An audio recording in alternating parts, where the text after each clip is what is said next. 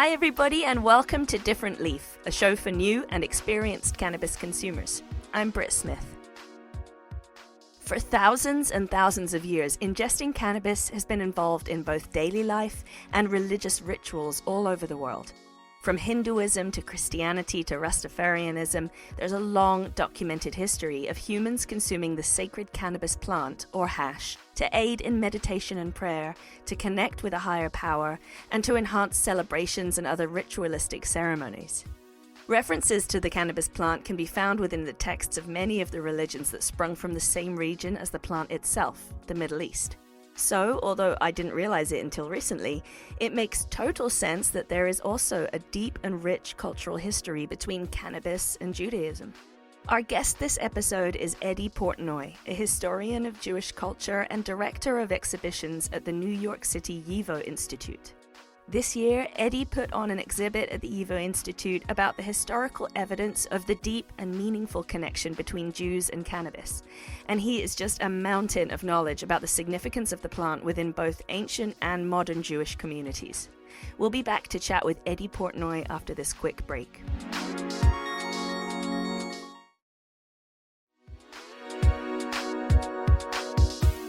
Very nice to meet you, Eddy. Thank you so much for joining us today. Thanks for having me. As we have previously discussed, but probably most of my listeners don't know, this story about Jews and cannabis specifically interested me because that's my heritage. I am of Ashkenazi Jewish descent. My family are from Eastern Europe. As soon as I saw that there was an exhibit in New York about Jews and cannabis, I was like, okay, it's story time.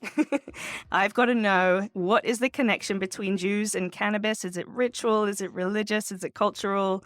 There are more folks like me nowadays who don't really know the history of cannabis with Judaism. So let's first dive into what is the YIVO Institute? What do you guys do there? And what is your job? What's your role?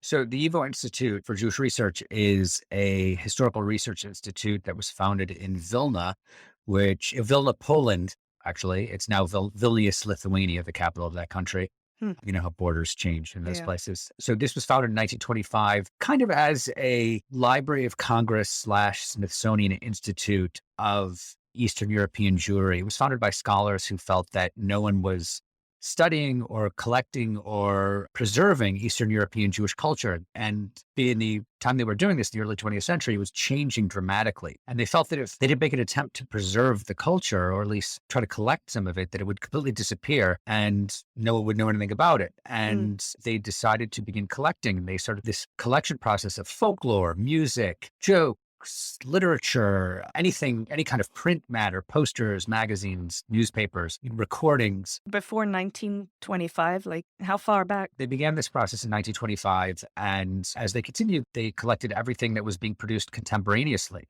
So things that came out in the Yiddish theater in the 20s and 30s, they collected, any kind of literature that was produced, Yiddish radio shows, anything and everything that had to do with this culture, they collected. And they moved to New York from Vilna officially during World War II, and they continued collecting. There's a whole, actually quite interesting backstory of what happened to the collection during the war. What happened during the... No, I want to hear it, yeah. It's somewhat long and complicated. I'll try to keep it as short as possible. But, they amassed this very significant collection of probably hundreds of thousands of documents, artifacts, hundreds of thousands or tens of thousands of books. And in 1939, World War II starts. Vilna winds up in the Soviet sector of Poland. It sort of continues to function. YIVO did have offices in Berlin, Warsaw, and New York during the 1930s. Obviously, the Berlin and Warsaw offices were shut down, and the New York office was the only other office that continued to function. So when the Nazis attacked the Soviet Union in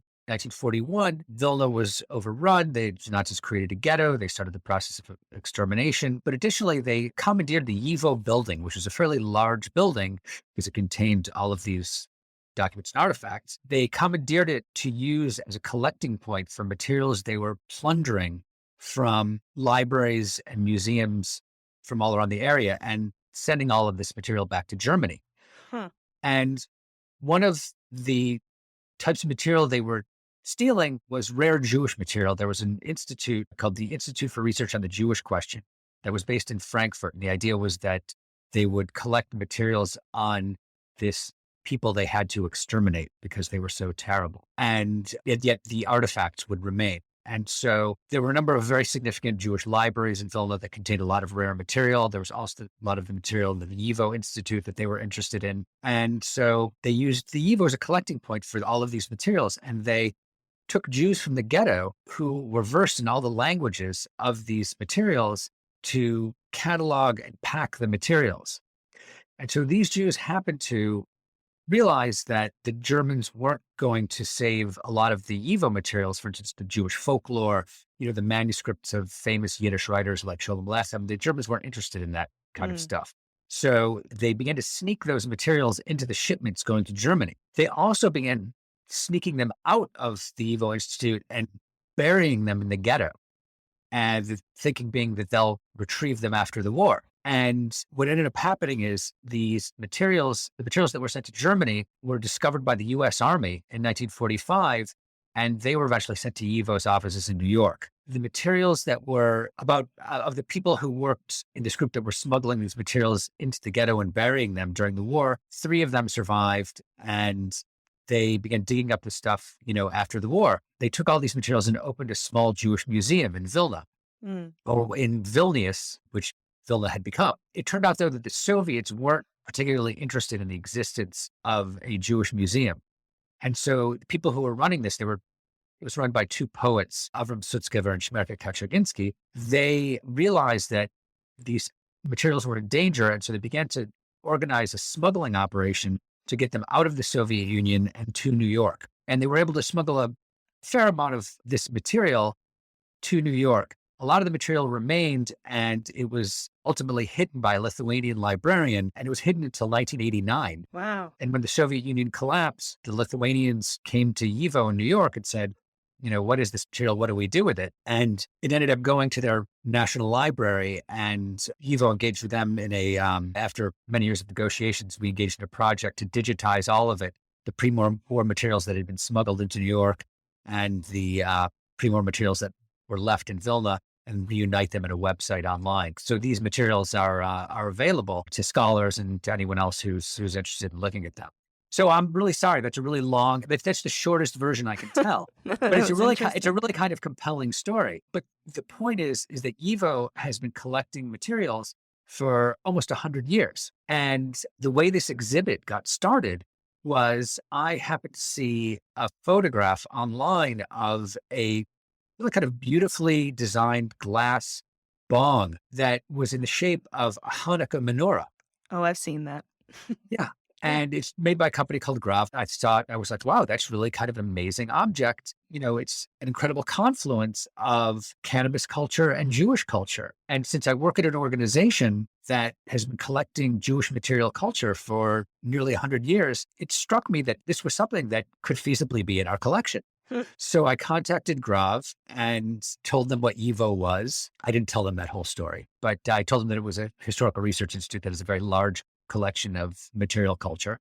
And they were really game to contribute the Menorah bong to the collection. And once it was in my office, I was sitting here looking at it, and I thought to myself, what else is out there?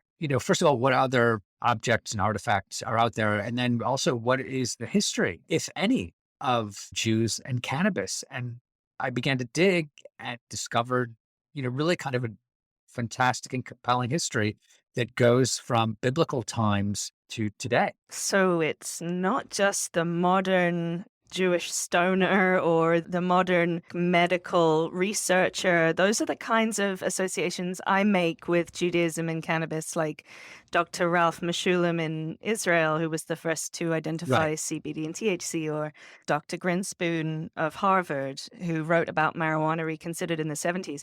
This connection between Jews and cannabis goes back thousands and thousands of years. What kind of evidence do you have of that? So, right. As you say, there's certainly lots of Jews involved in, the science, botany, and, the cannabis industry in general today. But some of the things I discovered was that in the Bible, there's this substance called kaneh. And kaneh isn't typically translated as cannabis. It's typically translated as something like fragrant reed. But what I discovered was that there was a scholar named Shula Bennett, who was a scholar of ancient Central Asia, who wrote that the Scythians an ancient Central Asian tribe who used cannabis in their religious rituals also called it kanebosim. Hmm. And she surmised that the origin of the biblical term kanebosim is actually the Scythian term, and it's actually cannabis. And what's interesting here is that it's used in the oil to anoint the high priests in the temple. And it's also thought by some rabbis, not all rabbis, but it's thought by some rabbis to be used in something called the ketoret, which is the incense that's used in the ancient temple in Jerusalem. And one of the interesting aspects here about it being used as incense is that a number of years ago in Israel, there was an archaeological dig in a city called Tel Arad, which is near the Dead Sea, where they found an ancient synagogue, a 3rd century synagogue. And in this dig, they discovered 2 small altars that had on each one on the top the burned substance, some kind of burned residue of some substance. So they took it for chemical analysis and carbon dating, and they discovered that both substances were from the 3rd century, contemporaneous with, the functioning of this synagogue. And on one altar was the burned residue of frankincense, and on the other altar was the burned residue of cannabis. So Wow. there does seem to be some evidence that ancient Israelites used cannabis as part of their ritual. This disappeared, with the advent of the diaspora, but it may well be that cannabis played some sort of central role in the ritual of ancient Jews. Wow, that's amazing. So we're talking about thousands and thousands of years ago that we can see that it was possibly even used as a sacred plant. Is that something that you think we can sort of take from that? Yeah, it's used as a sacred plant in other religions and cultures as well. Yeah. Certainly makes sense that it would. Yeah, yeah.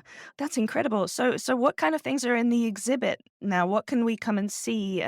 What do they mean about the Jewish connection to cannabis? There are a number of objects ranging from, a whole selection of, contemporary products created by companies that are either run by Jews, founded by Jews, or are somehow Jewishly branded. So, we have materials that were donated by Houseplant, which is Seth Rogen's company. He's clearly a big Jew. There's some things from Raw. Oh, that's a Jewish brand? Josh Kesselman, who's the face of Raw. He's very clearly Jewish. I've seen him smoking a joint Menorah for Hanukkah. There's material from Mazel Tov Farms, which is a California cannabis company that's clearly Jewishly branded. And they have all kinds of a lot of their strains are Jewishly named. There's also Tikkun, which is the American branch of Tikkun Olam, which is an Israeli company. There are all kinds of things like that. They're the Jack Herer branded cannabis products. There's also sort of religiously oriented artifacts. So the Menorah bong that I mentioned at the outset, that has a central place in this exhibit. There's also, a shofar is a ram's horn that's blown or it's sounded on Rosh Hashanah as part of the ritual. So a company called Token Jew, which makes a number of really interesting products. They made a shofar pipe, shofar that you could smoke out of. Token Jew also makes things like a Passover Seder plate that has cannabis leaves on it. They also, to go with that, they have the text of the Passover celebration is called the Haggadah. They created one called a Haggadah. You can always rely on Jews for some good puns. Right, that's true. That's true. There's also, we also have another Haggadah that's called the Leor Cannabis Seder Haggadah. And that's actually quite a serious one. That's really, the traditional text along with the inclusion of cannabis as part of the ritual. And it's got some really interesting additions to that as well. It's got some really interesting innovations. So that's a fascinating text that's shown in the exhibit. Token Jew also makes things like a kippah, which is the Jewish headgear. But this particular kippah has their logo on it, which is sort of an outline of a Hasidic man with payas beard with a joint hanging out of his mouth. But what's special about this kippah is that it's got a special, on the underside of it, it's got a special secret pocket where you can stash a joint. Nice. For, I guess, after services. So that's, or before, it's kind of a nice touch. Right. Or before, whatever. You could sneak out in the middle, whatever's required. And we also have like a large number of books written by Jews about cannabis. And authors range from Walter Benjamin to Lester Greenspoon to Joseph Needleman to Ed Rosenthal, who's probably world's foremost cannabis botanist. He's published, I think we have 15 or 16 books of his in the exhibit. And he's also, there's another section exhibit that's sort of informational. It's on a wall where it describes the story of Jews and cannabis from biblical times through the medieval Middle East to the world of science and botany to counterculture and the legalization movement and all of the Jews who are involved in that. And they're really very many. And in fact, I wasn't able to include a great deal of them. Wow.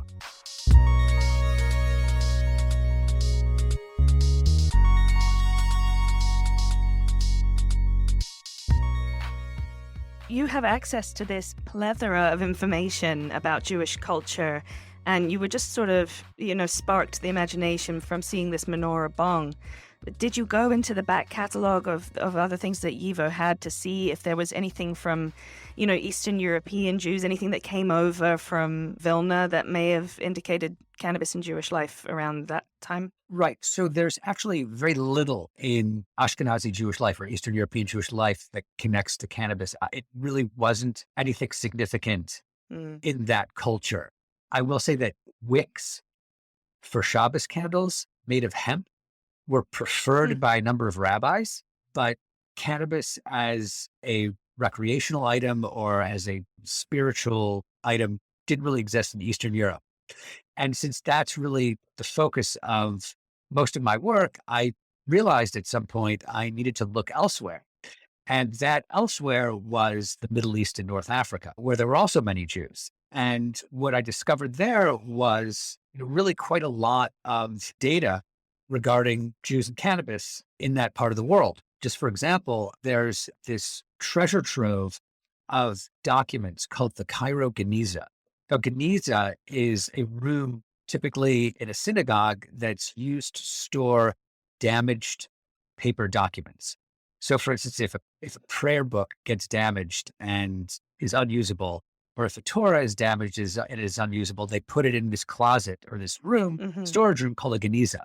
And the purpose is that you're not, according to Jewish law, you're not supposed to throw out a holy book because it contains the name of God. Instead, you're supposed to save it until you have enough to bury in a ceremony. You bury a holy book as if it's a person. So what synagogues do is they keep these rooms called genizas, and they store their sort of ruined books in this place until they have enough to bury.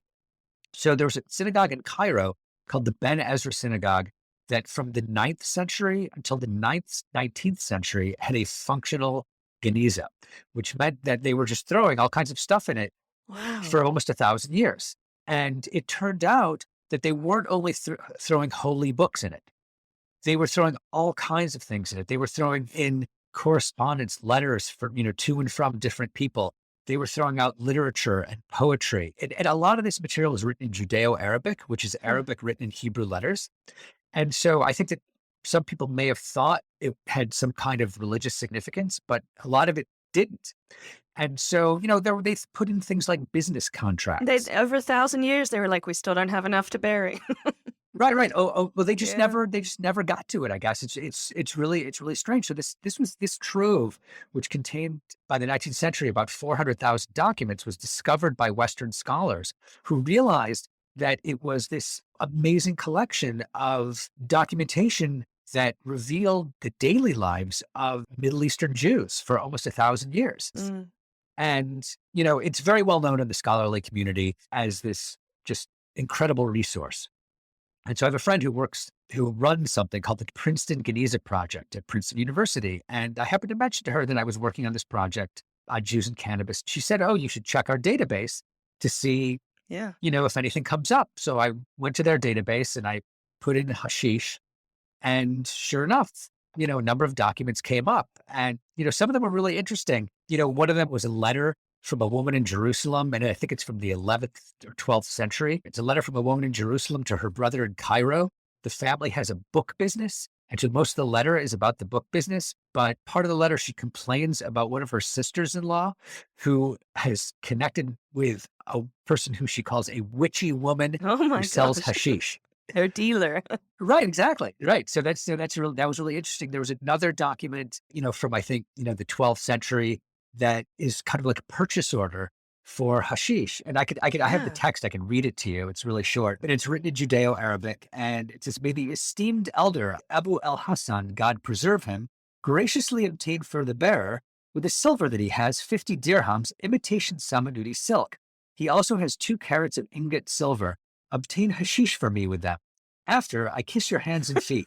Peace. Wow, that's cool. So this is like, I don't know, like a 12th century Venmo, please buy me weed. And so it's just like there's all this stuff, from the Geniza that gives you insight into really a wide variety of activities of Jews in general from, the medieval period. But who would have thought that, at least like, for instance, I think most scholars and even, I don't know, kids in Hebrew school, they would have loved to hear this. I think I would have connected a little more with my heritage had I known that, I wasn't the only teenager who was of Jewish faith, just, escaping from synagogue and going and token up. But to also know that it was of part of ritual or part of cultural life in some way. Yeah, no, it absolutely was. In fact, a scholar of Moroccan Jewry told me that it was a tradition at Moroccan weddings to sprinkle hashish in the couscous. Oh, they live wild out there. Wow. Right. And this was just like a way to create a joyous celebration. Yes, it would be. Hashish was very much part of life. You can also find it in rabbinic responsa, references to it in the writings of rabbis from the 17th, 18th, 19th centuries from Morocco, Algeria, places like that. Hashish was part of life in the Middle East in general. Jews, as just one minority of many in the Middle East, partook of it just as everyone else did. That's really interesting. I guess I always thought of it as, more connected to Hinduism or something. I don't know why I never really considered that it would be connected to the Jewish religion, the Jewish culture as well. It's so evident, I guess, in today's society, but that's to know about it even post-war. I think is really interesting. To know about anything of Jewish history post-war seems to be like another treasure trove of its own. Like if you can find out something about a niche little thing that we used to do or enjoy, I just feel like I can connect a little closer with it. What's been the community response to the exhibit? People seem to really like it and generally be surprised by it. The YIVO is housed in the Center for Jewish History, which is on 16th Street in Manhattan. And incidentally, the exhibit will be open through December, so if anyone finds themselves in Manhattan, they can come and take a look at the exhibit. Yep, I think, people are really enjoying it. They're surprised by it, not just by the, history, the number of people involved in the variety of fields that, I talk about, but, also the objects themselves are really kind of fascinating to look at. One of the other objects, I didn't mention this, but we have a glass bong, not the Menorah bong, but it's a glass bong in the shape of a rabbi. Cool. The bowl comes out of his back and you inhale through the top of his head. And it's a creation of a glass artist named Jeremy Grant Levine, who's really made quite a name for himself in the cannabis community. He's creates really fantastic, glass pipes and bongs and other objects as well. He's a really fantastic artist. So that's just another one of the, unusual items that I managed to dredge up. And now something else that I want to add to my own personal collection. Yeah, because I definitely want a menorah bong in my life. I want a shofar bong. And now I'm pretty sure that I want a rabbi pipe.